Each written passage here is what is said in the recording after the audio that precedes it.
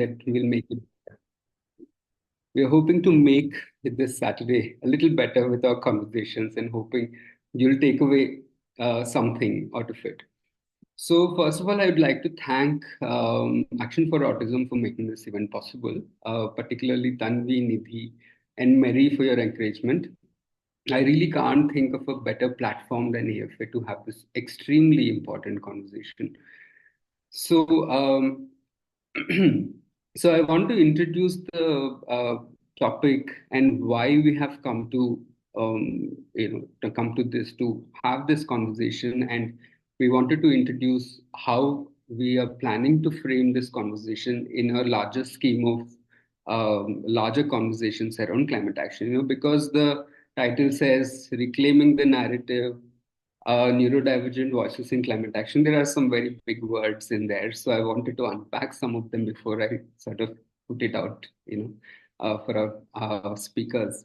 Because I particularly requested our speakers to speak from their very personal experiences, because those are the ones that are actually missing in our larger climate narratives. Because if we look at climate change broadly speaking, what we get to hear is these conversations around emissions, like how many emissions, the Paris summit, and what are the goals around Paris summit. It's always around, the conversations are always about emissions, and then how it is very destructive. And so it that kind of narrative, that emissions narrative, is for me a very far off, a distant sort of narrative, and I felt like I don't understand anything around it because I don't know how to act, even though there is a lot of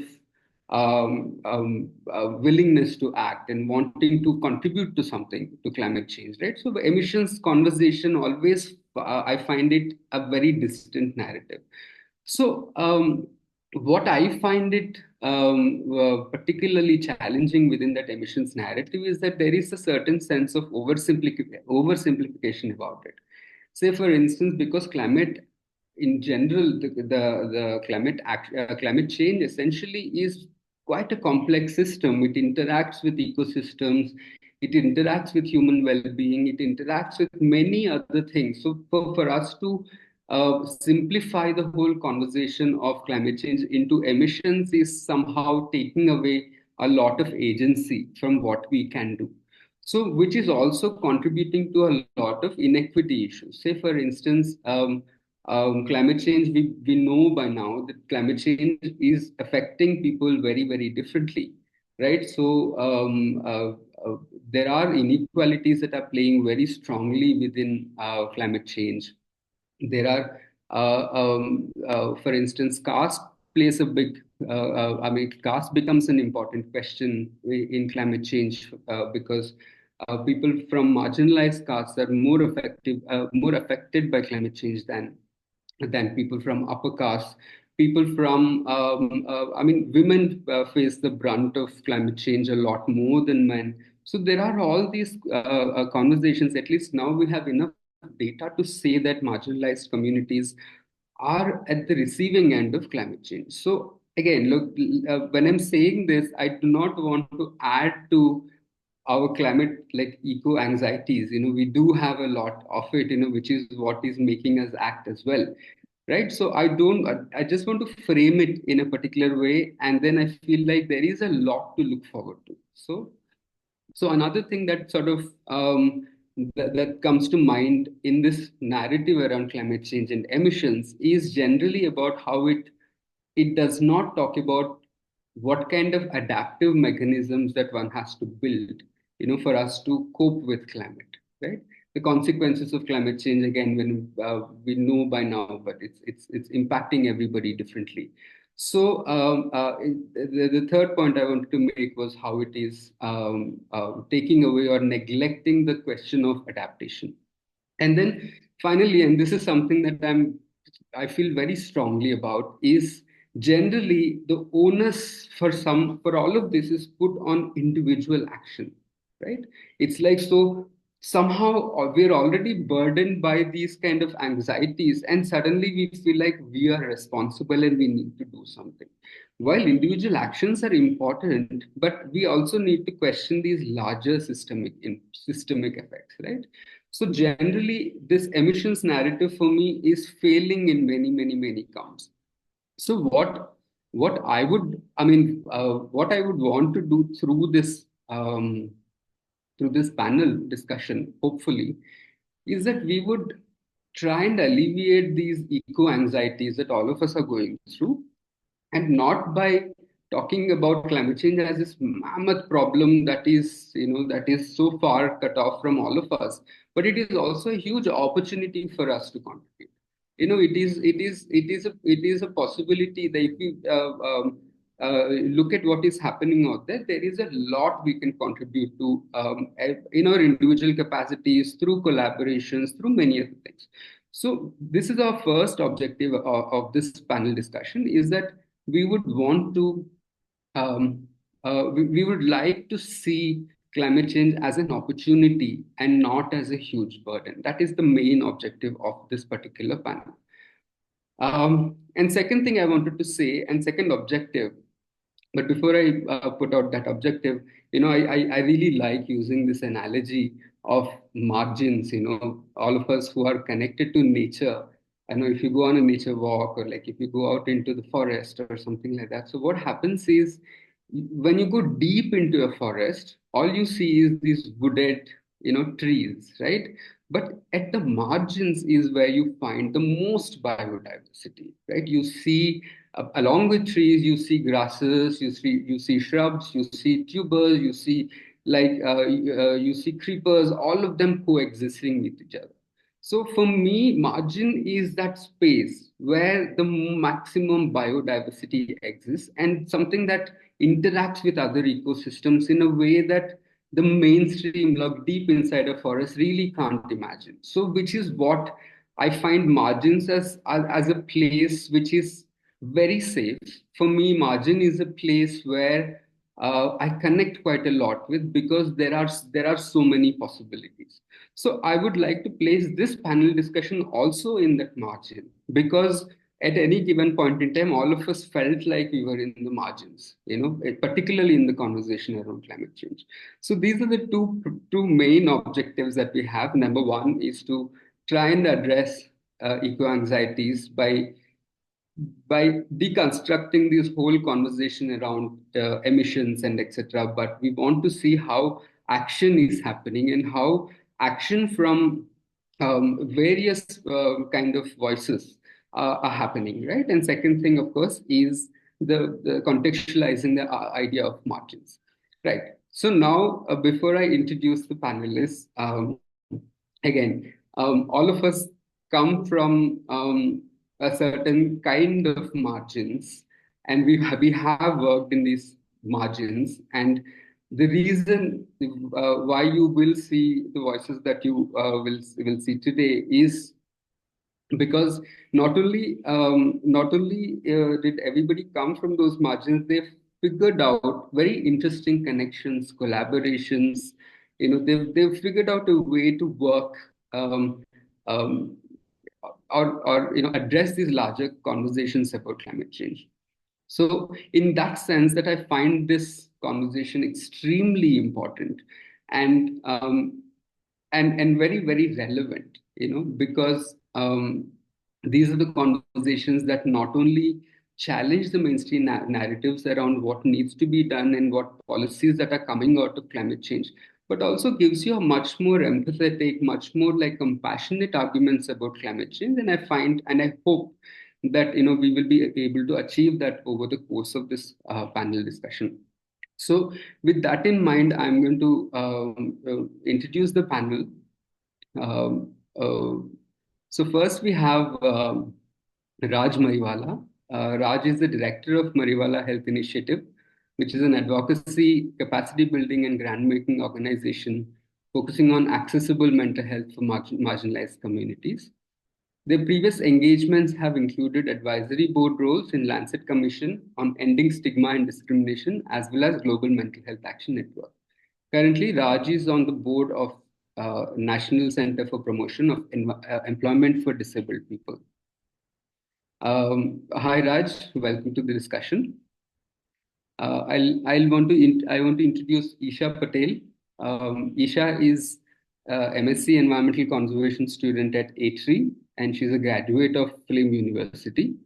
Her primary interests lie at the intersection of disability, gender, and environmental justice. She has worked on understanding the epistemological dimensions of climate risk with a focus on domestic workers in Mumbai.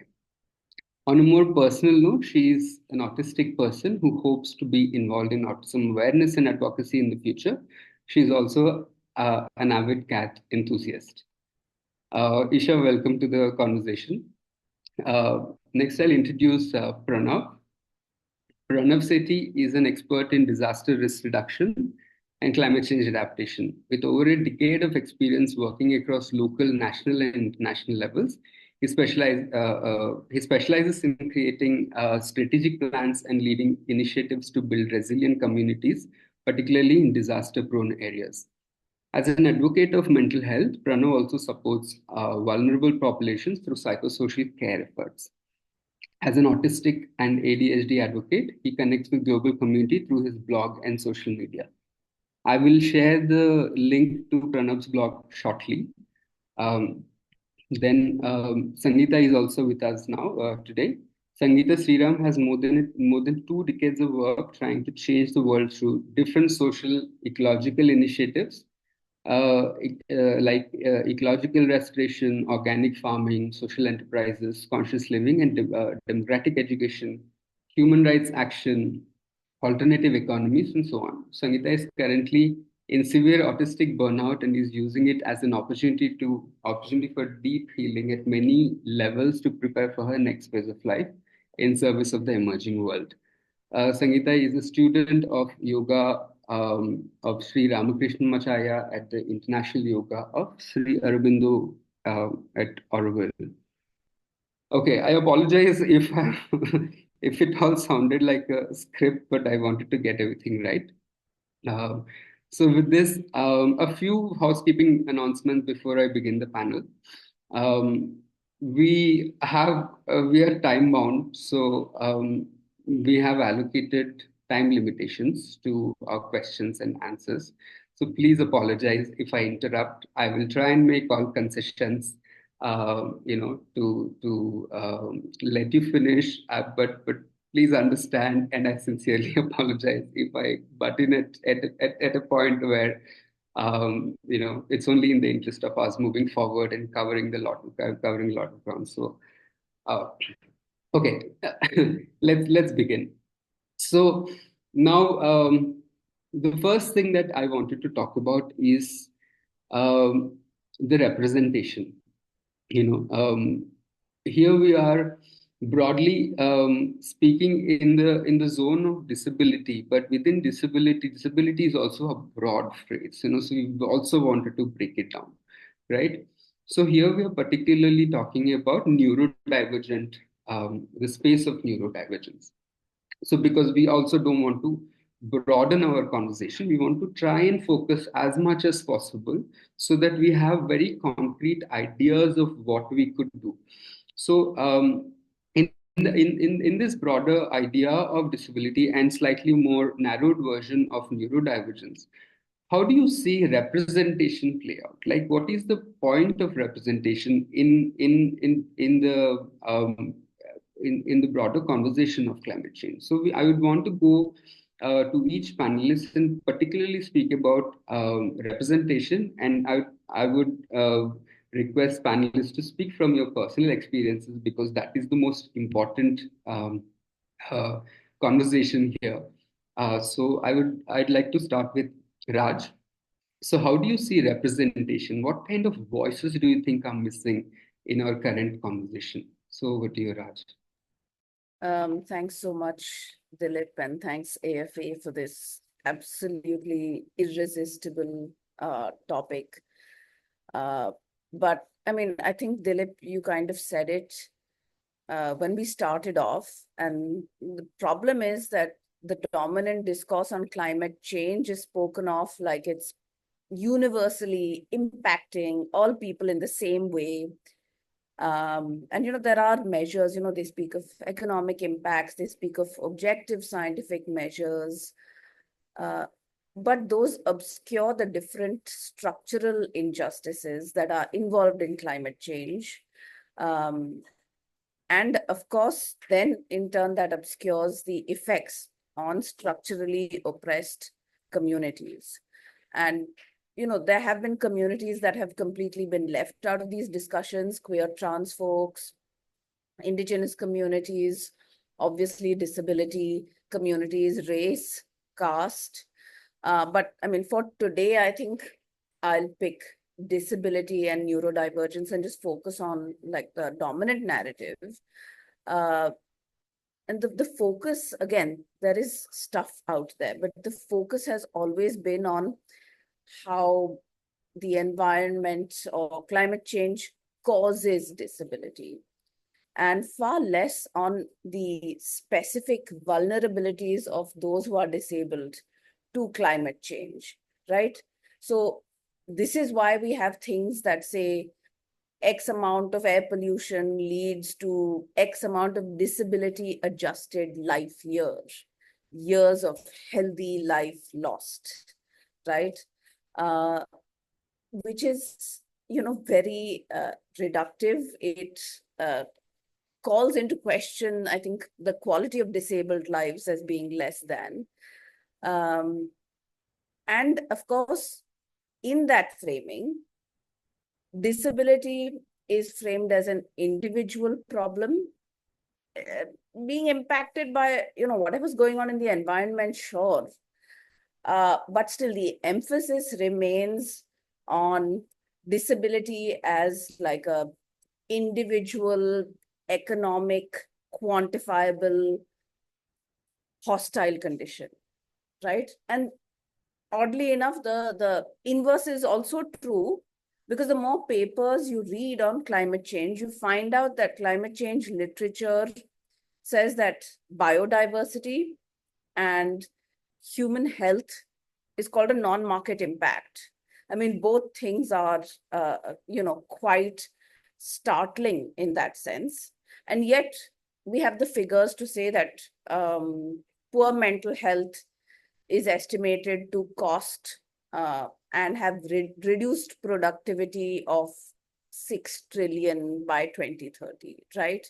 So I think if I have to look at like kind of the lack of representation, I'll say that, again, this lack of representation means that the focus then problematically remains on the individual. And if I speak about neurodivergence or disability, it remains on individual attributes, behaviors, lifestyle factors for both disability as well as climate change, right? And then how does that further exclude neurodivergent or disabled folks from environment organizing? I mean, the idea of banning plastic straws, or the treatment gap, or talk therapy, or saving electricity, or bucket showers. I mean, both discourses, then the dominance of both discourses reduces this to like very individual attributes. It like moves things very quickly to either solutions or cures, which are, problematic for both fields. And so in that sense, I think, I mean, if I have to look forward, I think there is immense capacity to build solidarity between both movements, because the similar dynamics are problematic when it comes to both, especially the dynamics that detract from systemic and structural factors that influence, inform, and distribute the effects of either, climate change or mainstream mental health on neurodivergence, right? Also because they're more interested in looking at how climate change can cause disability, but what about people who are disabled or neurodivergent? Are we not important to this conversation, or are we a lost cause, right? And in that sense, I mean, if I have to link it to biodiversity, we know that certain animals or certain systems, ecosystems get more attention, maybe because they're nicer looking, maybe they're more appealing, and what happens to everything else, right? Yeah. So, Raj, sorry, a minute more and then we'll intervene. okay.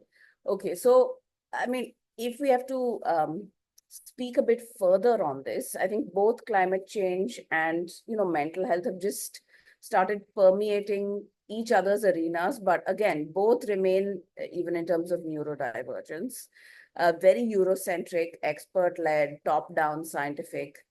And of course, that means that neurodivergence is going to be missing from both research and policy as well, which means that it will lack nuance, it will lack intersectionality.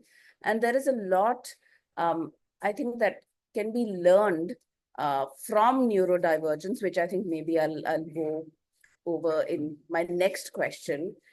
So I'll end there. I think I must have run out of time Thank now. you, Raj. Thank you. I think I'd want to move on to Isha. Isha, same question. How do you see representation? What are your thoughts on it? I think I'm just going to add on to what Raj has already said, but make it more academic because that's where I am currently working in. But it's like when we talk about missing perspectives in climate action, it's essentially like it's essential to consider how the dominant frameworks, like the Eurocentric ideas, limit our approach to understanding and addressing climate crisis and its intersections with neurodivergence. I would like to acknowledge that the normative conceptualization of autism is deeply rooted in socially constructed ideas about normality, intelligence, excellence, disability, and productivity. These notions are not neutral, but rather that they are entangled in legacies of colonialism, ideas that stem from white supremacy, patriarchy, and capitalism.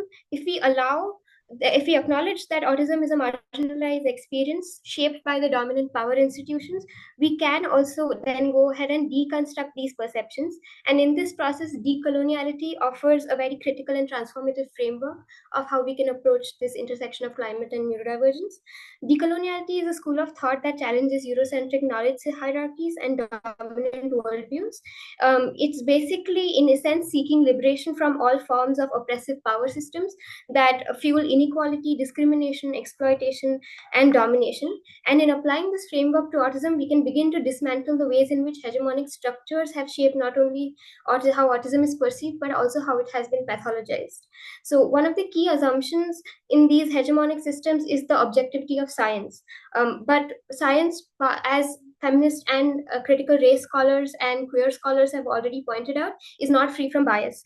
These products of science are often reflect the social and cultural norms that the dominant group conducting the science is kind of subscribed to, I would say. So when scientists belonging to a hegemonic group, like being neurotypical, are study and belong to one hegemonic group, and they are studying the subjects which exist outside of this hegemonic group, which is neurodivergent people, implicit biases begin to emerge. And these assumptions then also fuel the observer's superiority over the research like subject, right? And autism is no exception to this. For example, if you look at DSM itself, DSM-5, which instead of centering the experiences of autistic individuals, provides a list of external traits through which we can identify autistic people. Right, and in doing so, it contributes to the marginalization of and dehumanization of autistic people, portraying them as problems to be solved rather than individuals to be understood. The marginalization can then be understood as a form of epistemological violence. Data about autistic individuals is often interpreted in ways that are that portray them as inferior or problematic, while other perspectives like those of gender, racialized, queer, or otherwise marginalized people are often ignored. Not only this, but autistic adults too have both been socially and academically practically invisibilized. This is because, much like colonized people everywhere, the research that has been conducted on autism or autistic people has been conducted on them rather than with them. And scholars argue that this is because of the belief that autistic people lack epistemic authority, or that their accounts are unreliable. I read a paper recently where shockingly it they described autistic children as severely disturbed. People seem to be no more than objects to them. You start pretty much from scratch when you work with an autistic child, and you have a person in a physical sense. They have hair, nose, and a mouth, but they're not people in a psychological sense. You can see that this language is dehumanizing. It strips uh, autistic individuals of their agency and reduces them to objects. Such views have deep roots in the way that society, particularly the medical community, defines autism.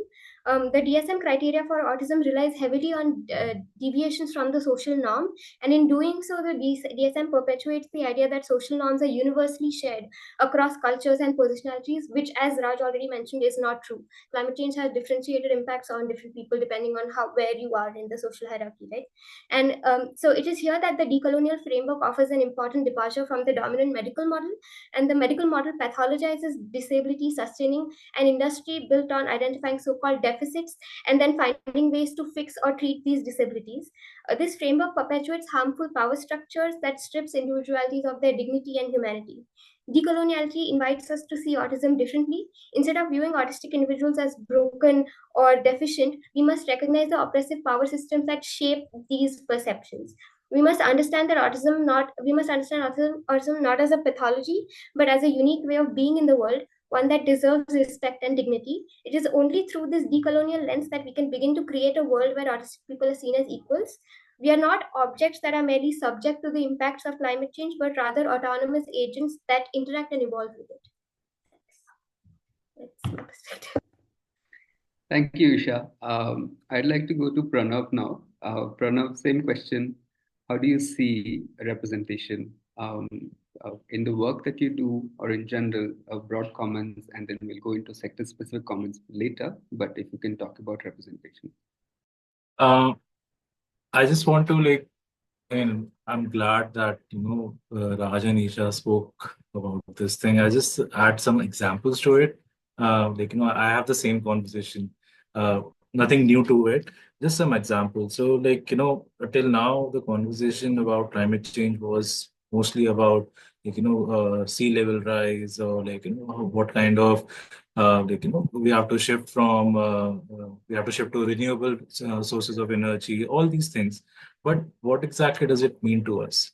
When I say us, I'm talking about disabled folks, neurodiverse people. So they say that the sea level will rise by 15 centimeters for some island nations.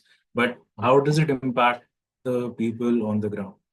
What does it mean for them? What does it mean for a disabled person who's living close to a seashore? So that kind of conversation never happened. We just they just gave us the overview of what is going to happen, and you figure it out what matters to you. So for the last 10 years I've been working in the field of disaster risk reduction, and I've seen how response happens. I've seen how preparedness is happening, in Southeast Asia and across the world rather.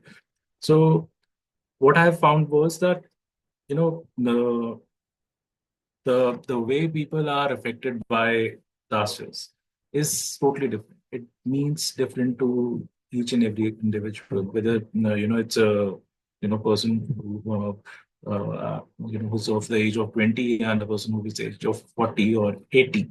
So it means different to all of them. So when it comes to the neurodiverse folks,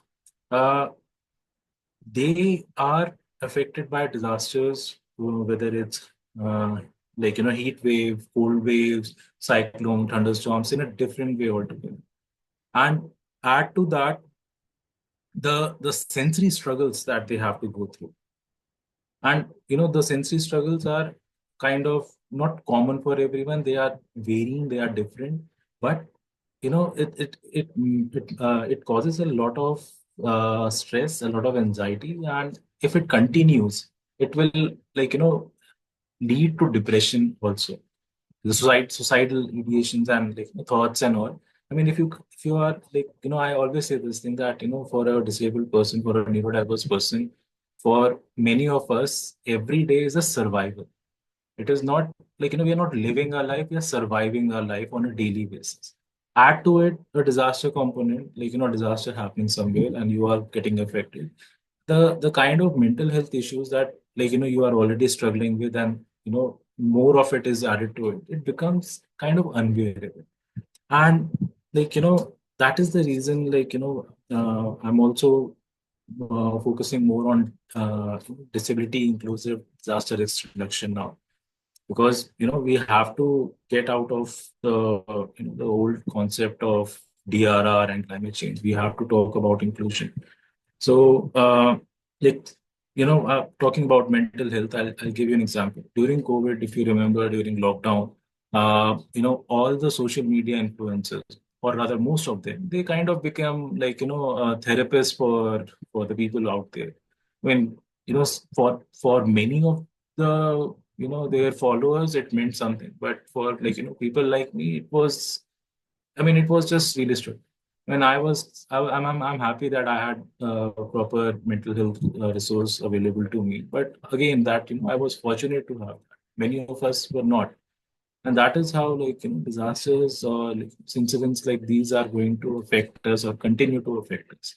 And, add to that the whole component of mental health issues and, piling it on top of everyone, it gets really ugly.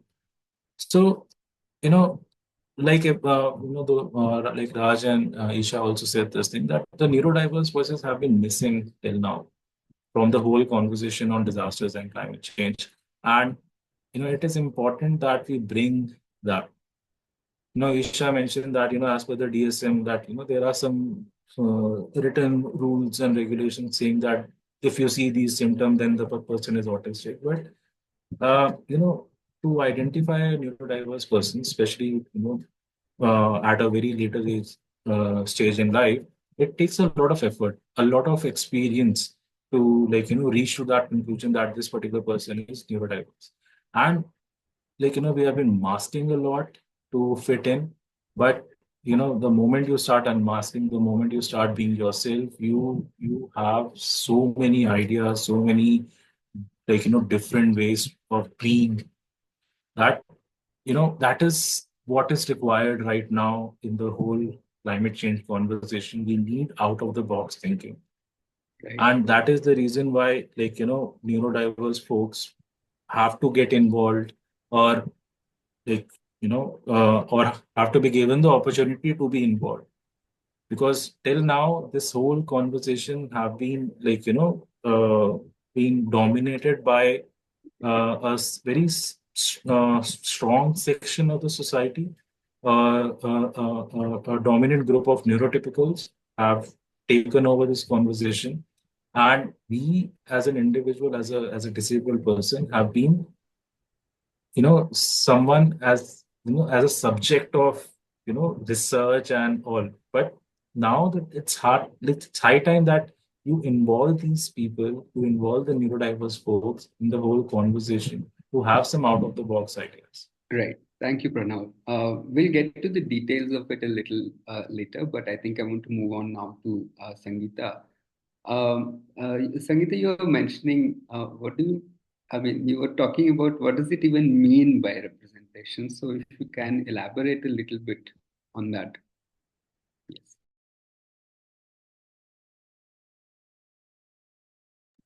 You're muted. Sangeeta, you're muted. Firstly, I'm really delighted to be here and be part of this really important conversation, something that I have just sat on for a very long time, And I'm particularly delighted about how Dilip framed the whole conversation, and whatever the three of you shared just before me, because I think I feel very aligned with whatever you're sharing. And so since I've been primarily introduced as a yoga practitioner, I'd like to begin by very briefly sharing my work so far to just set a context for my further sharing. My journey actually began with addressing the issue of urban waste and sanitation for a few years, and which made me wonder why so many people were migrating from the villages, right? And this made me turn my attention to rural issues. I spent a couple of decades working on anti-corporatization, privatization, regenerative farming, then moving on to reimagining education, because I thought the schooling system was really messed up, and organizing community and local economies and so on. And for over for 20 years, before I finally turned to yoga. Yoga, not to dismiss or escape from all this really important work, but because at the end of my long marathon to try and address all these issues one by one I was quite convinced that all this work was good, but not really enough to really address the deep crisis we are in at so many levels, right? And I realized that underlying the multiple forms of crisis, including climate change, is actually a fundamentally spiritual crisis. And not the kind of spirituality that, tells us to escape from the physical reality and wrongly translates Maya as illusion, right? We often hear of that translation. It is not illusion, but Maya actually means measurable yet transient. That's the actual meaning of the word Maya.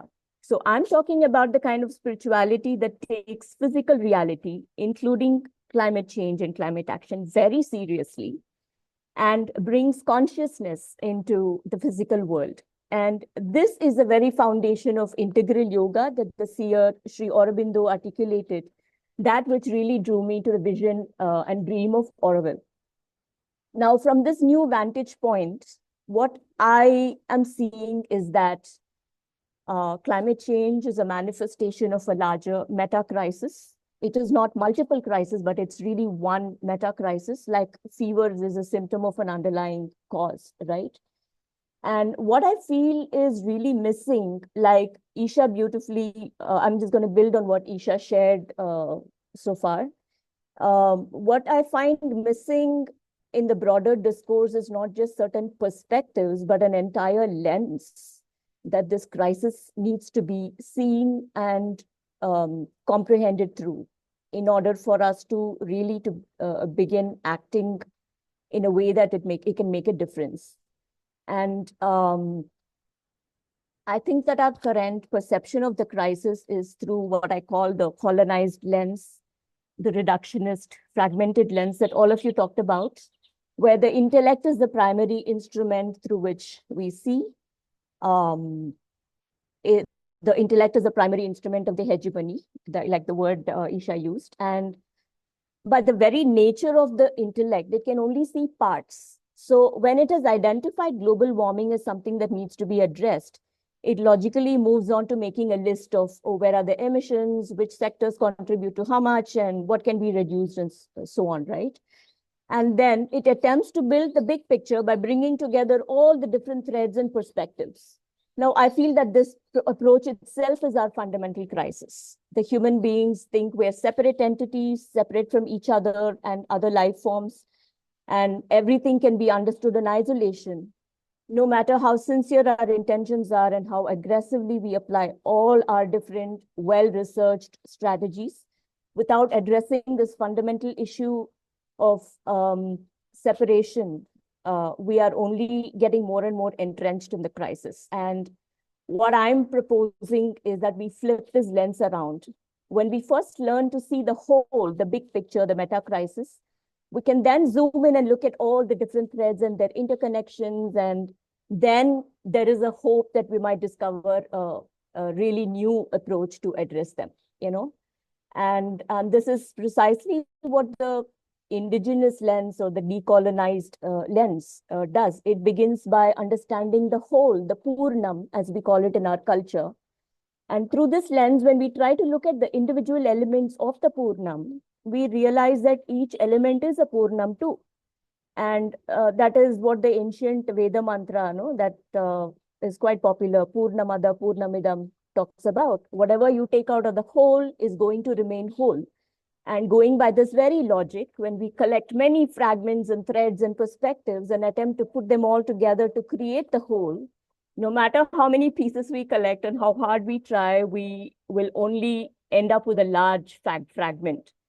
And my sense is this is what Einstein meant when he said we cannot solve our problems with the same level of thinking that created them. Yeah. So, and interestingly, Einstein is understood to be autistic and thinking out of the box, like Pranav said. So I'm saying that more than or before the discourse incorporates more perspectives, what is needed urgently is to really change the lens altogether. Right. Thank you, Sangeeta. I'm actually really fascinated by the kind of diverse voices that we have here and diverse outlooks, actually. Primarily looking at the same thing, the larger crisis of climate change, but with a much more compassionate lens. And I'm very, very happy to see this kind of diversity on the panel today. I want to now ask the panelists to shift the lens a little inward, and I wanted to talk from your very personal experience of, from your work so far. What has been, what did you see, what kind of uh, diversity did you see, and how did these intersections between different marginalized communities, this intersection of ideas, how did it contribute, to the work that you're doing? So I wanted to talk a little bit about your sector specific experiences now. So I'd want to again start with Raj. If you can take it from here. 5 minutes on the clock for this question.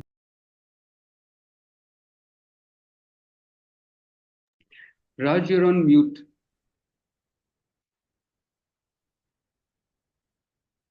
Oh, okay. Okay, I'll come back to Raj. I'll move to Isha first. I mean, okay. So I've been working in academia now since I graduated, I think. But like I'm still a student, but I've done research in the past that involved going to field and doing like primary research with other people. Like I was working with fishermen across Maharashtra's coastline, and I don't know what I thought I could achieve. Like I went in very confident. I went in like, yes, I will be fine. But then I realized so like that's when I realized like there are some kind of at that point I hadn't fully like come to the autism conclusion yet. But I was like, okay, I can do this. So I had gone and I realized that one thing that ended up turning out good was that once the more I kept doing interviews with other people, the easier it got to actually do the interview. But then there are some things that you can't help, like getting people to talk to you is not something I can control. And that was very different every single place that I visited. Some people were more open, some people. So there are some things that you really can't control when it comes to like academic research. And that for that, I would say that I guess just having a more diverse set of people that you're going with, like, you need to recognize your own kind of limits and like have a team instead of going alone, like having a team of people that can maybe cover up for you, maybe if you're not feeling like you can do it or something like that. Those are some things that I thought personally from my experience, but I have a few points that I would like to go over and maybe address it from my own experience. So I was thinking of like what are the direct impacts that climate change tends to have on autistic people, right? Like I think Pravan already mentioned and other people have mentioned, the sensory discomfort of it is one thing. And with the extreme like increase in climate change is not a event, right? It's a process. It's a slow process and it's a continuous process. And so when things happen like heat events or like extreme weather events like rain events, these are going to keep increasing and they're going to keep compounding, as we can already see, because the problems are not being addressed, right? And these affect people like this year in Bangalore there was a heat wave.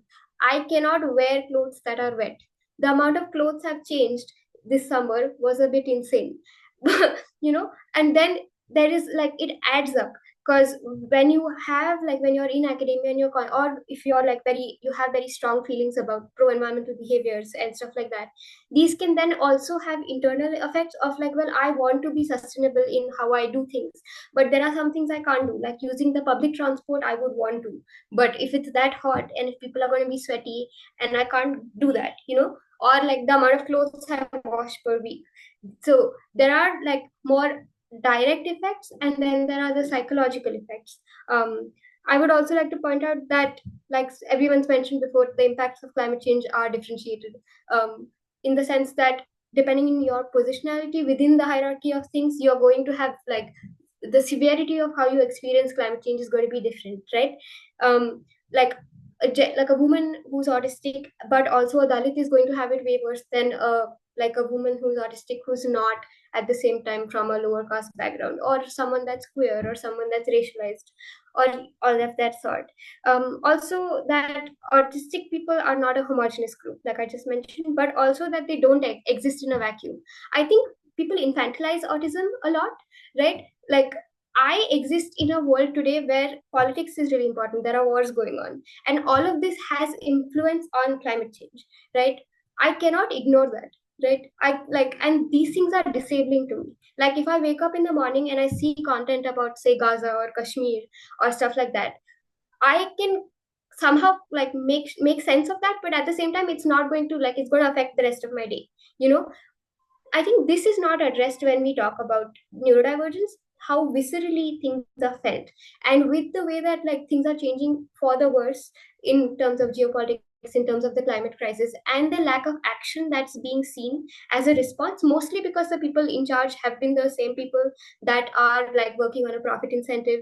And if you look at the political economy of like, you know, all of the international trade that goes on and all of that, you kind of start to get more and more like demystified with the system that exists, which is why I believe so strongly in decolonization, because I think the struggles of marginalized people everywhere is one struggle. You cannot address autism without also addressing autism in a like in a child in Gaza, you know, or the fact that environmental events are going to cause like large scale migrations. There's going to be environmental refugees, and they're already happening. Like Bangladesh, for instance, has a lot of environmental refugees. What do we do when like there is again within that there are hierarchies, and within that you have disability, right? So there is so much like it's so complex. So where do we start to address, and where do we like kind of, you know, where do we also set aside our own mental health and like step back? These are questions that I find very interesting, and maybe other people on the panel can address who have more experience, because I just have more of a theoretical background with these things. But at the same time, there is new field of study that's coming up, that psychology, which talks about things called specifically health issues that are caused due to climate change related or environment related feelings or beliefs. So there's things like eco anxiety or eco grief or eco paralysis, for one. I find very interesting and very relevant to the topic of neurodivergence, because eco paralysis is when you can see things happening and you try to act on it, but your action does not result in meaningful change in what you're trying to impact, right? So this is like, if you look at the current political system, we've all been like, you do activism, you do all kinds of things, but nothing really changes. And that kind of causes a lot of paralysis in, well, nothing works, so what am I even doing anyways, you know? And this is very strong with neurodivergence, because anyways, you know, it's a very like hard thing to get yourself to do an action, but when those actions don't result in anything, it's very discouraging, right? So I think, again, I think someone mentioned on the panel that we need to change the lens with which we view not only the system, but we have to change everything we do. Right. And this is a complicated task, but it's necessary, because I think this cognitive dissonance that arises with very strong feelings that autistic people or neurodivergent people have, and the complete lack of ability to act on them, is, I think, what I think prevents a lot of people from entering the kind of field of doing climate action. So maybe Right. having, and also I think it's important to, sorry, I'll just end with the last one, but it's also important to recognize the diversity of sources that we have today. Like when we talk about decolonizing, we need to accept people on YouTube talking about their self-diagnosis, because like the pandemic was, I think, really a like waking call for like a lot of people, and I think social media and the internet has been quite helpful for me also. So I think that's the way forward. Thank you. Thank you, Isha. I think let's go to Raj now. Apologies for the little bit of glitch. Yes. No, So no, Raj, your it's experience. internet connection. So, I mean, I think much of what, you know, Isha said, and, you know, the experience from the last 150 to 200 years, and what is called development, which is based on, you know, this cycle of extractive, wasteful, settler colonialism activity, which are deeply connected to local and global inequalities, and that have been detrimental, obviously, to the climate, but also decided, these are the neoliberal systems that have decided, I think, the value of autistic, neurodivergent, and disabled lives. So I also very much support taking a decolonial lens, but I mean, it must come with the understanding that people's movements and neurodivergence in particular have been very implicated in this coloniality. And again, in the dominant, I think, narratives or discourse around neurodivergence, uh, its scope largely is still very limited and does not account for intersections of race, sexuality, disability, caste. Again, what Isha was talking about. And I think if one is to engage with climate, then one really will have to push the neurodivergent lens beyond whiteness, beyond able-bodiedness, beyond Savarna-ness, and kind of move beyond that global narrative, because it has to critique all existing systems that disenfranchise individuals with disability. And to bring to the fore uneven impacts of expansion and ideas about bodies that are deemed disposable, things like disability adjusted life years, etc. Because I mean, we are still in this dynamic where this coloniality disables some people in order to enable other forms of privilege, right? And I mean, if I have to take then from my experience, one is, I think, neurodiversity helps us to trouble the idea of natural, normal, unnatural, abnormal. And especially when we look at climate change conversations, I mean, it's still spoken of as natural disasters. Are they really natural disasters?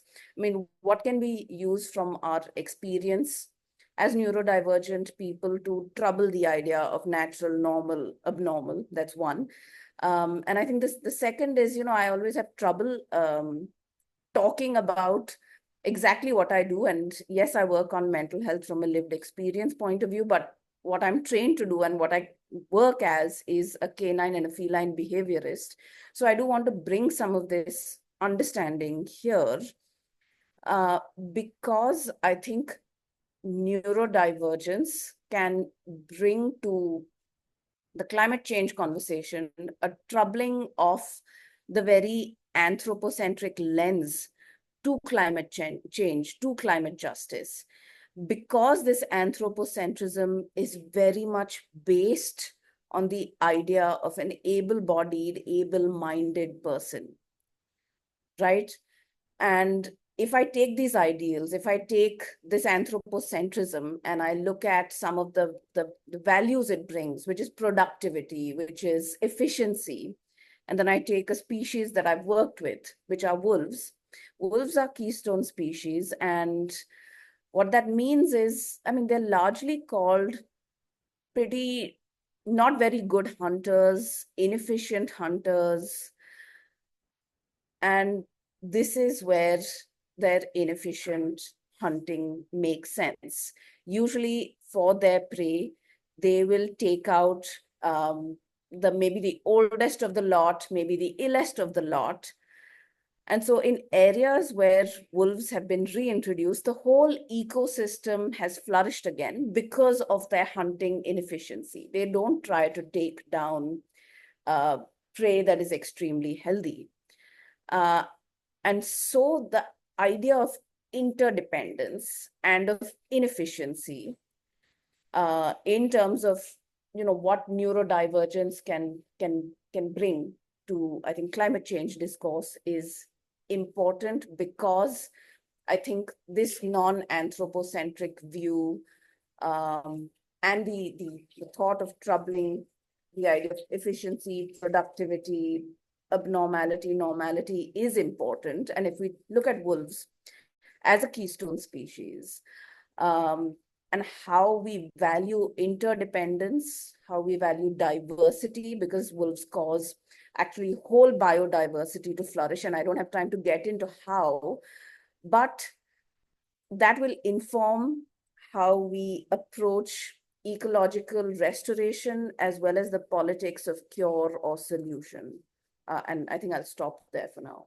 Yes. Thank you, Raj. Very, very interesting perspective. We'll pick up this conversation in the discussion at the end of it. Pranav, you've worked a lot in the disaster. Disaster is very important aspect of climate change. We know now because we see a lot of um, um, extreme weather events. But disaster can also mean many things. So normative idea of disaster is something, but how do you expand the viewpoints of disaster when you work in this space? So can you tell us a little more about what are the perspectives that are out there in your work that you see are missing? Uh, so, in the last question, I mentioned about the disability inclusive DRR. So that is something that, what I found was missing throughout the conversation. Uh, just a perspective about what is disability inclusive DRR. See, till now, the idea of disaster risk reduction was a standard response system, which was which is inefficient.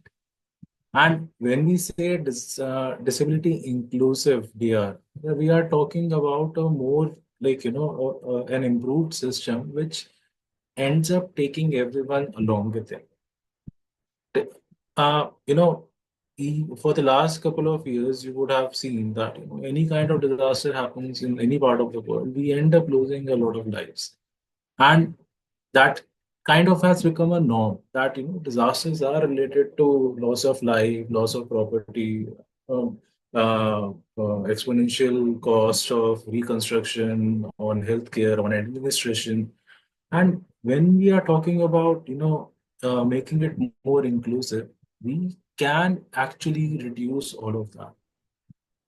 And not just the cost factor that I'm talking about. We can also, at the end of the day, can reduce the impact on the mental well-being of the people.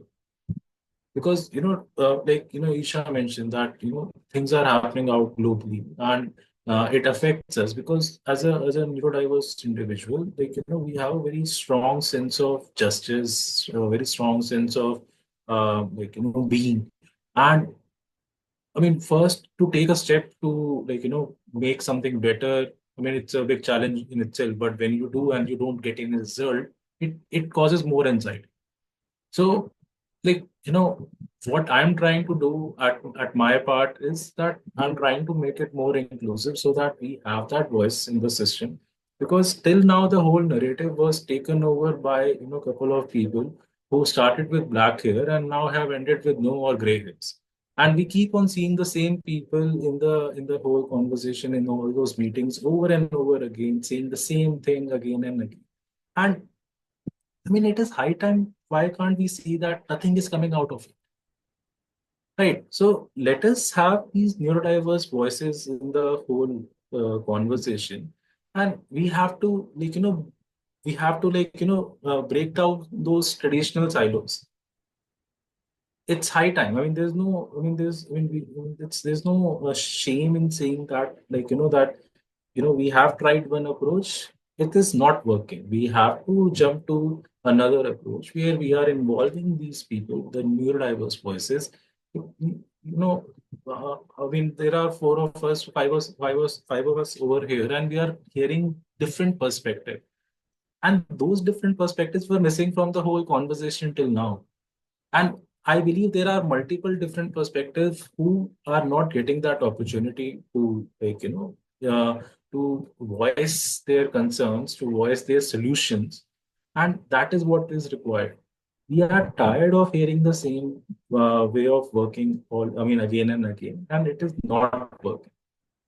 So let us bring the new discussion. Let us initiate this conversation with bringing disabled folks on board, giving them the opportunity to because the kind of solution these people will come with, for example, I'll give you an example.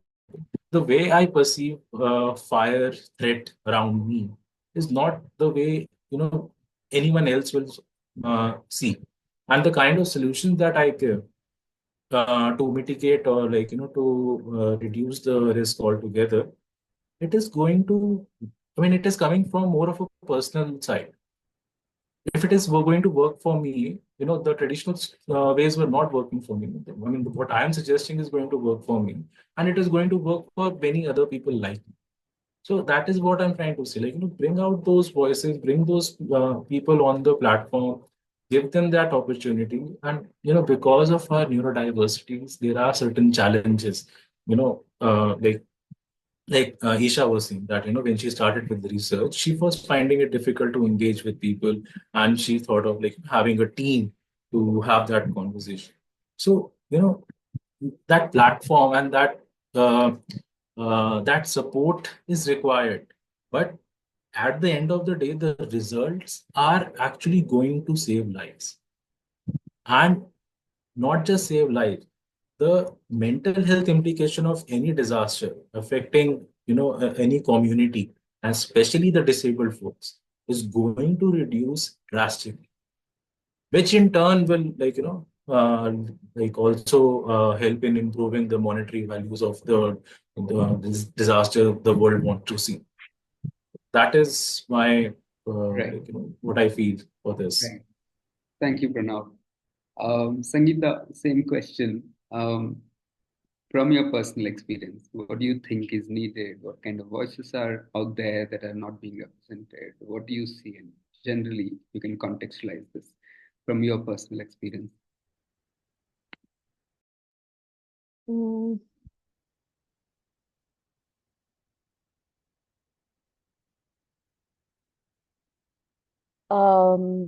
Okay, so it's hard for me to look at my work in any particular specific context because, in terms of a specific field, because I've really moved from one to another and I've kind of worked in different contexts. So I'm trying to see. So something that got evoked for me as one of the earlier panelists shared was, how, which I've also been educating myself on recently, is how neurodivergent people experience a heightened sense of eco-anxiety, more heightened than neurotypicals. And it helped me make sense of my early early part of my life, where I spent so many years in, just feeling a sense of panic, feeling very depressed and lonely, and, just feeling like, why am I feeling so intensely about what is happening, and why isn't anyone else around me feeling this way? Something like what Pranav, the example he gave about fire, it's a fire of a certain kind, and and immediately, I spent also many years as a response to that in my personal life, like denying myself a lot of things, like, no, like only public transportation, only handed down clothes, no this, no that, like, trying to really live in a way that I can show how to live sustainably and all of that. And also being part of initiatives that are in response to what I perceived was the crisis, and being through several burnouts through the 20 years, and now going through a really long and intense one right now. Where I am with this whole thing is that I really feel the very first step we need to take is that we need to learn to be more compassionate with ourselves.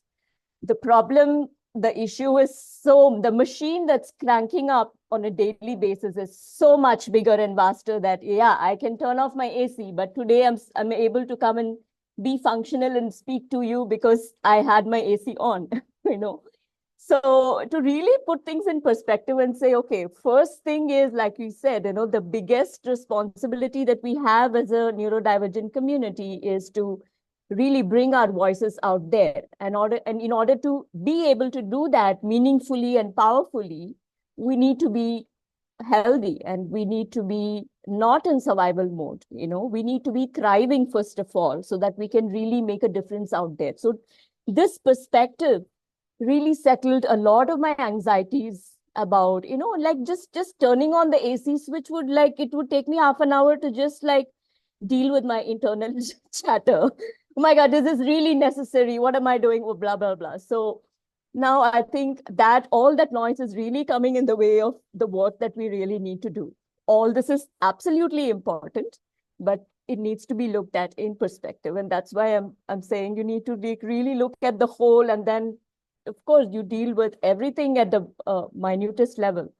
And very specifically, I want to talk about my whole journey of like engaging with one crisis after another, like waste to energy, incineration, dioxin. I mean, it's like I've spent years like just feeling depressed and engaging with depressing stuff. And finally, I think what really made me feel at home is when I started gardening. You know, when I and gardening, following permaculture principles, because that somehow just made me feel at home when I just, when I started visiting farms and staying in farms as part of my work in the organic farming movement. I would feel very unsettled in monoculture farms, and I would feel so much at home and replenished and nourished in whenever I stayed in like permaculture farms with a lot of diversity.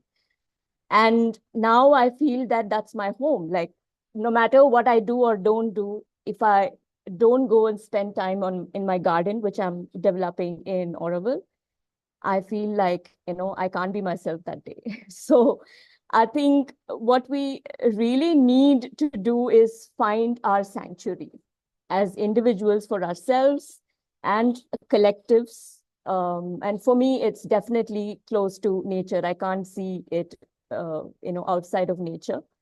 Um, and that's when we can really begin to do the real work that we are here to do, that many of us just have just started talking about. Right. Thank you, Sangeeta. Okay. There are some questions. I think we'll pick it up at the end of the conversation, but a few final comments on very specifically, like how do you see the way forward? Like, couple of very specific suggestions that you think are important, necessary.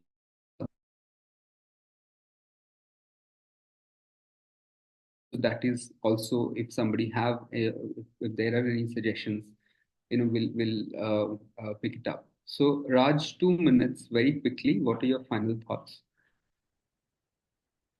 I mean, it's hard to say, but I think maybe what neurodivergence can add to this conversation is that, if we are to imagine futures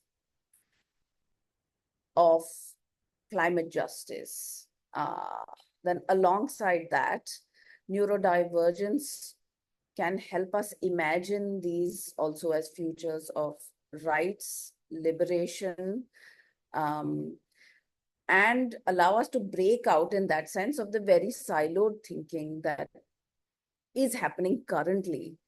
And it's not only siloed. I think neurodivergence can also maybe challenge the zero sum game thinking to move us, as Pranav said, towards social justice, because that is very structurally and deeply connected to the environment, to humans, to water, to wildlife, to biodiversity. And I think based on that, collective action can be powerful, and collective action processes, especially in disabled communities, can and should be connected to community struggles and feed into processes that contest power. I mean, Isha right now spoke about, Gaza, and I think it's very important to bring that into this conversation and to contest it from a point of neurodivergence, because what is happening in Gaza right now is also ecocide.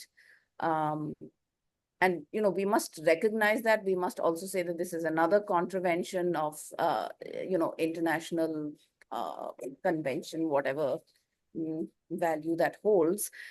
But I think collective action is probably, I think, an important way to maybe hold on to a sense of which is necessary, but also interdependence, community connection, and social support for each other. Right. Thank you. Isha, your comments? I'll just add on to what Raj said, like last time. I think it's more so like deviating from the business as usual mindset that we have, whether it be on whatever scale that we talk about it on, right? Whether it be on a day-to-day like academic basis, whether it be on a policy government basis or on an international basis, where we have certain institutions that are set up in a way that kind of is set up in a benefit of a very few at the cost of most of humanity. And I think abandoning those ideas is, I think, the first step forward. You talk about anti-capitalist movements and neurodivergent movements, and like I've said, all of these struggles are, I think, together, and they need to act as one to be able to truly address the problems that we face in today's day and age. I think inverting the gaze is important. Autistic people speaking for autistic people is the way forward. And I think systemic over personal responsibility, like I think people have mentioned, we need to kind of reduce the personal responsibility we feel over the climate crisis and understand that there are larger systemic problems that are better addressed than addressing our own faults. Like collectively, if we come together and address the actual problems like the corporates and the injustice that goes on with global south and global north and just ethnicity and like just violence that goes on around the world, I think that is a systemic problem that should be addressed collectively. And yes, decentering humans, and like think about the animals that die in war. We never talk about animals in war or plants in war. So decentering human perspectives, having a systemic approach, and platforming voices, I think, should be the way forward. Right. Thank you, Isha. Pranav, your final comments. Just adding to what Raj and Isha mentioned, in context to Gaza also, that when the systems are designed to work for the most vulnerable, they tend to become better for everyone. So what I discussed in the last question also, it's high time that we we start bringing neurodiverse people in the whole conversation, giving them the platform to speak, and uh, letting go of those old traditional voices, because you cannot keep putting them on pedestal because it's not helping anyone. That's all from my end. Sangeeta, your last comments. Yeah. I had a few different things, but I'm just going to stick to one thing that I feel is the most important so that I give it enough time. Really, after like 25 years of working, like doing an action, the last 4 years that I have just stepped back from all the doing, have been forced to take this break. And I really feel now in hindsight that I'm only now beginning to understand the work that I'm here to do. It's like all of that doing in perspective is like, yeah, sure. But I think I'm really here to deepen my presence for myself and learn to connect more deeply with myself, with nature, and to really see if I can be a container to hold that frequency and share my experience with the world, whether in terms of insights, ideas, possibilities. And like we have neurotypicals who are experts in doing and figuring things out and doing, I think we need to recognize and nurture the special ability and expertise in the neurodivergent community in sensing in and connecting, like we're the sensing in experts. Like we really need people to come and learn from this community what it means to just drop your thoughts and see how to sense in. And that is really like broadly what I want to share. And I think that's what is missing. We're like really skewed. And I want to end with a very, very favorite quote of mine by Masanobu Fukuoka. He says, before researchers become researchers, they should become philosophers. And by philosophy, he doesn't mean like endless discussion and debate and churning out ideas, but really a deep lived inquiry that goes beyond the intellect, that involves what one is sensing, feeling, and really seeing, beyond the five senses. And so I think we are gifted with the special ability to do that, more spontaneously. And I think we need to give ourselves more space to develop that ability, and also create more collective spaces where this can be nurtured, recognized as a very important contribution we have for the world, and then really put it out there. So I think that's what is needed today going forward. Thank you, Sangeeta. Oh, it's been a wonderful, wonderful discussion. Thank you very much, everybody, for contributing so immensely to this. I'll open this for discussions. If there is any questions, please type in. But before we get to the questions, like, I wanted to add a couple of points.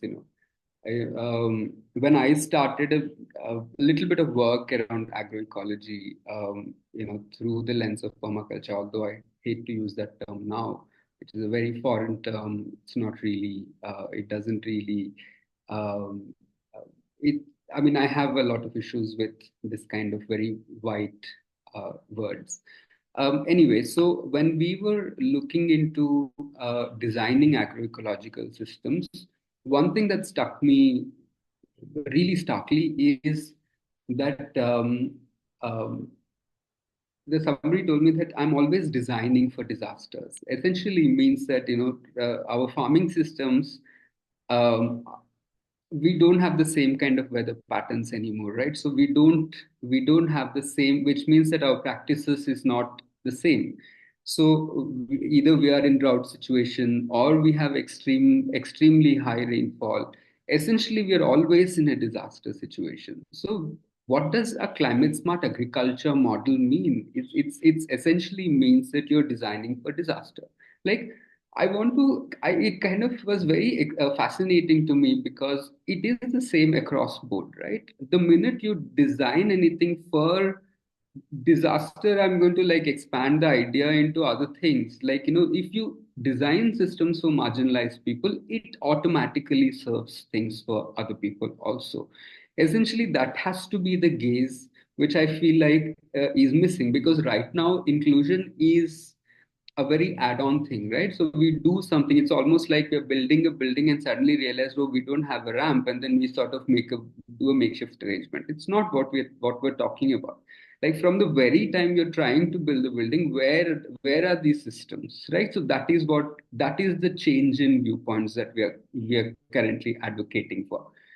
Okay, so okay, there are a couple of questions, slightly off topic, but I'd still pose these questions.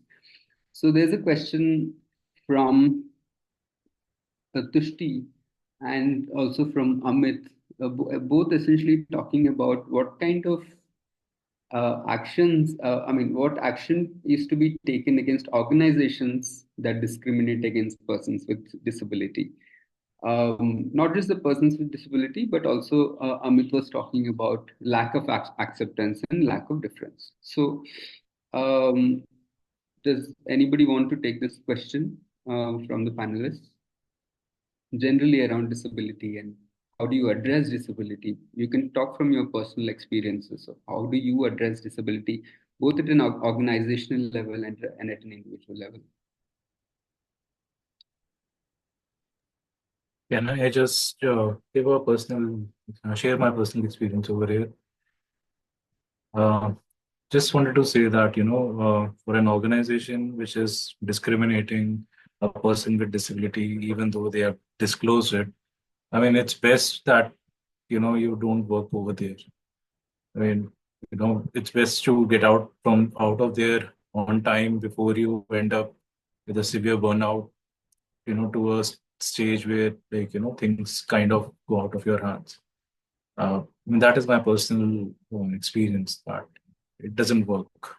I mean, taking a break and spending, figuring out or doing a different kind of a job is much better than being in a toxic workplace. I mean, others can add to their own experiences, but this is mine. Like, after I got stuck in such a place once. Right. I mean, I'll just add to that. I think, one answer to this is obviously there are some policy instruments in place, such as the RPD Act, the CRPD, but at an organizational level, because of DEI is the latest thing, and LGBT and disability are the two easiest ways to build diversity, not counting any of the others. I think disabled folks tend to be, good for recruiting organizations, but organizations should not be doing this unless they have a reasonable accommodations workplace policy, unless they have like a grievance or a complaint policy, unless they have an equal opportunity policy. And ideally, all these policies should have been co-drafted with persons with disabilities. Otherwise, they are not going to be fit for purpose.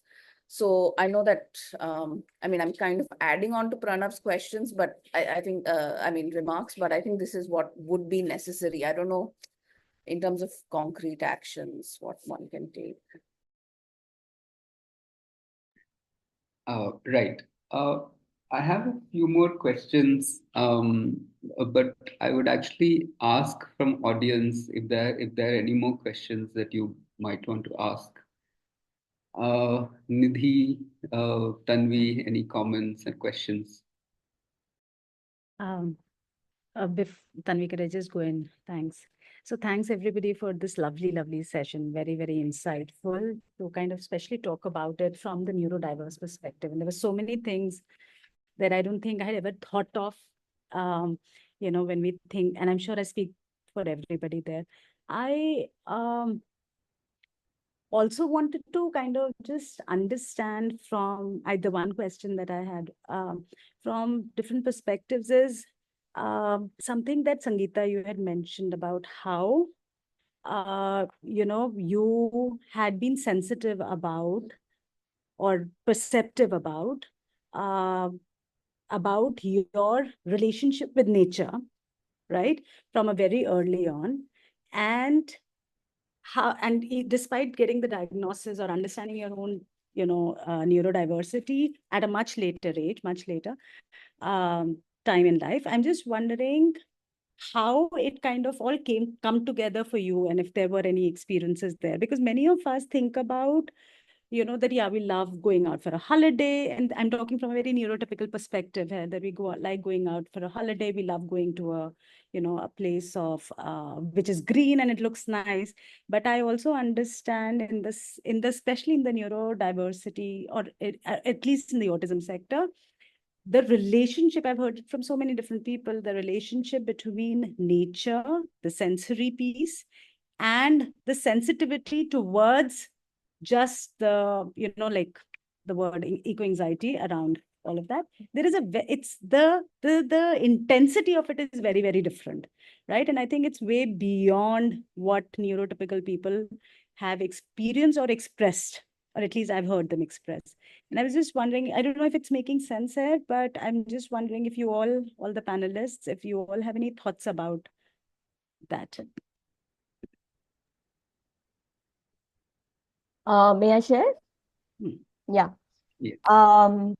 When you ask this question, Nidhi, I'm reminded of two specific instances where once, actually, it was the first time that I actually went into a forest. It was a Shola forest in Kodaikanal when I was about 22. I grew up in the city all my life. I had not really been out in the wilderness before that. And I was just so moved by my experience just being in the dense forest that I just wept. And I wept so much that day. And I had no idea why. And I came home and I really remember like writing a long letter of apology to Mother Nature, And because when I came back to the city, it was just like, I just couldn't wrap my head around what we had done, like what this place could have been before. And I just felt very, very weird about it. Like I shared it with people and like people like, you're overreacting, you're sensitive. And I was like, yeah, but this was so real. And the second instance is when I went to the Niagara Falls in the US, when I was visiting there a few years later, when I was 24 or 25. I remember that we actually took the stairs and we went very close to the falls. And again, I had this really, really intense feeling and I wept for a long time. I just couldn't get out of there. And I've had different versions of this experience, but these two really stand out.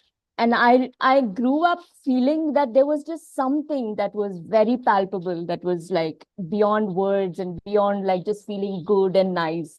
There was a very, very deep and intense connection that I could, I mean, now in perspective, it comes together. When I look at and understand my brain and my psyche and my whole being, like many aspects of my life. But but way back then, it was not something I could make sense of at all. I mean, I could explain it in words and intellectually, yes, but it's only now that it's kind of settled as an experience.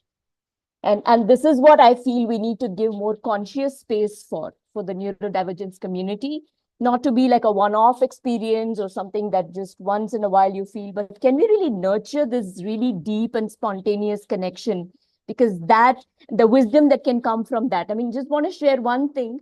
We hear now these days about how courts of different countries are giving rights to rivers, right? So that the rivers can have a voice in the court. What if we really were to listen to the river spirit and to really know what she's saying? I think we have the ability somewhere if it is nurtured, and that is what I feel is important. Yes, we have another question from one of our participants. The question is from Tushti Chopra. Is environment, especially climate change itself, responsible for causing neurodiversity? Can you advocate for climate change to reduce neurodiversity? Right. I don't know. Can Raj take this up? Yes, Pranav. Thank you. So sorry.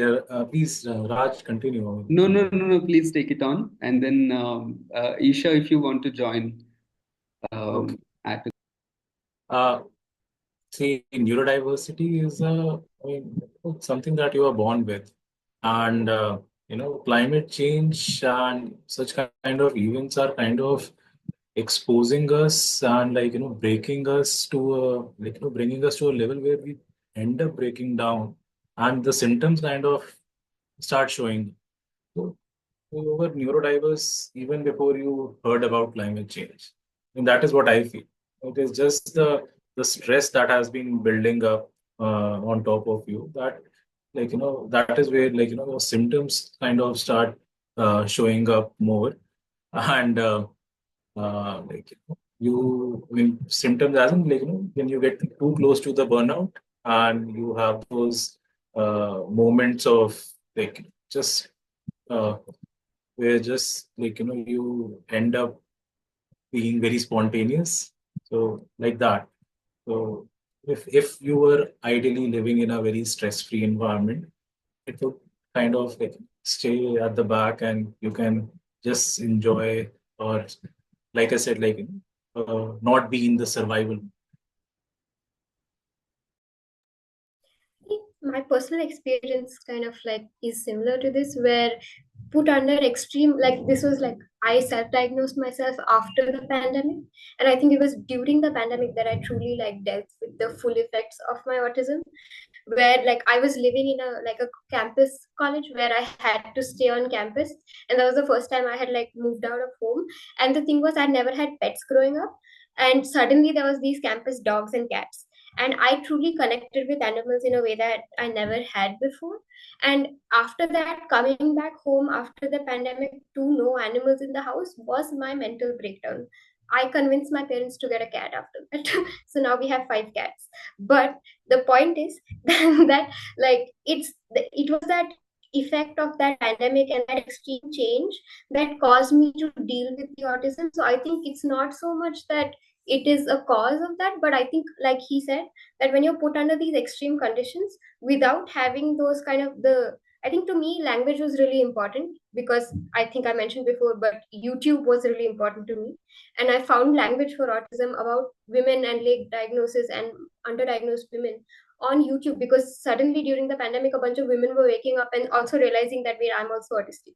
Because again, I think so. I think it's in these extreme conditions and these extreme like events that are happening around the world that more and more people are like waking up or kind of accepting their own neurodivergence, simply because you don't like, you have to face it because I guess you're locked in a room with nothing else but the internet, or just things like that, where I don't think it's a cause, but more so that like it kind of creates a situation where you have to kind of like, it aggravates the problem, if I would put it that way. That makes sense. Oh, my only question would be, why would we be looking at reducing neurodiversity at all? Like, I'm just not sure where the question's coming from, because I thought diversity, and that's what the panelists are saying, is so important and such a beautiful part of our lives.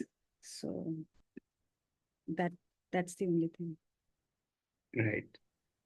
I think like one point like about the language, I think I touched on this in my dissertation, but there's this idea of hermeneutical injustice, which is injustice born out of the lack of language. Doesn't have the language to express how they want to express themselves, it perpetuates a state where they can't recognize themselves. So I think one important thing about neurodivergence is having language and having access to language. So, and this goes for climate change also, where like the study I did was basically talking about the lack of language around climate change in different regional languages of India, and how that increases the risk of people to climate change related events, because they understand what's happening.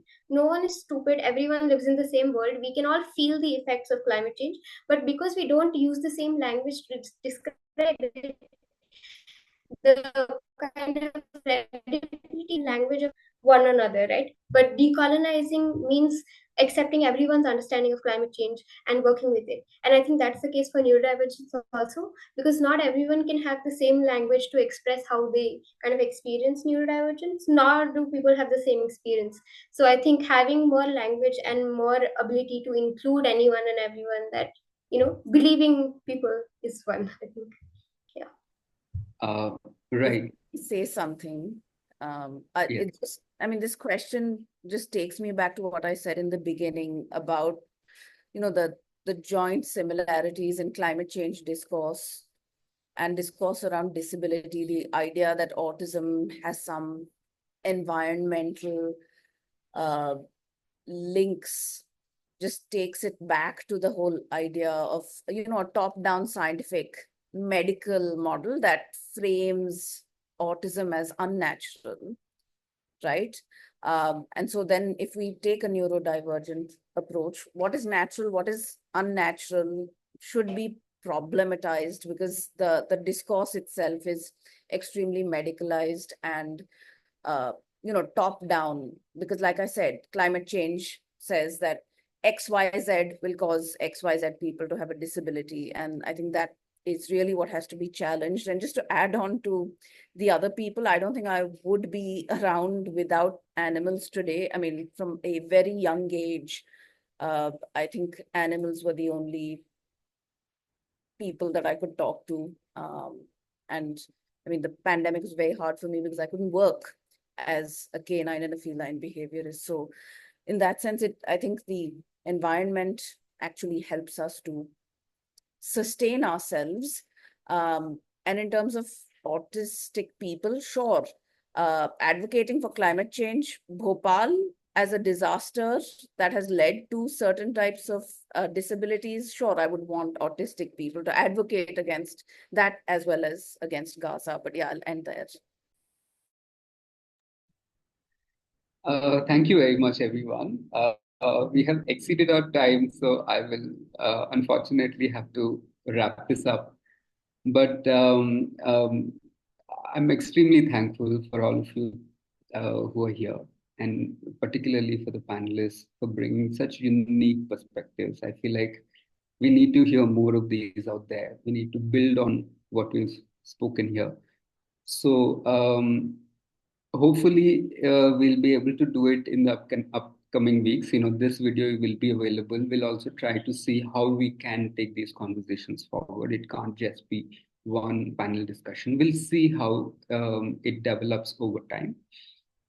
In whatever way possible, not just the panelists. If you're attending this as a participant, please reach out to us. We'll see how we can collaborate. We'll see how we can take this discussion forward, because we have only scratched the surface. There's so much more to unpack here. There's so much more to put out there. So on that very note, thank you very much. Thanks once again. And then I'll hand it over to Anvi. Yes. I'll also just say thank you to the panelists. Thank you for making the time for this, for on a Saturday morning, and for a wonderful discussion. And a big thank you to Dilip, because we have put in that hard work from the day one. And we are really happy that we're able to put up such a wonderful, panel. And thank you to all the participants who could join again on a Saturday morning, giving us your time. And like Philip said, that we look forward to take, for further discussions, and definitely taking this ahead. So thank you so much to everyone who joined. Thank you, Echo India, for supporting us. Have a good day and a good weekend. Thank you.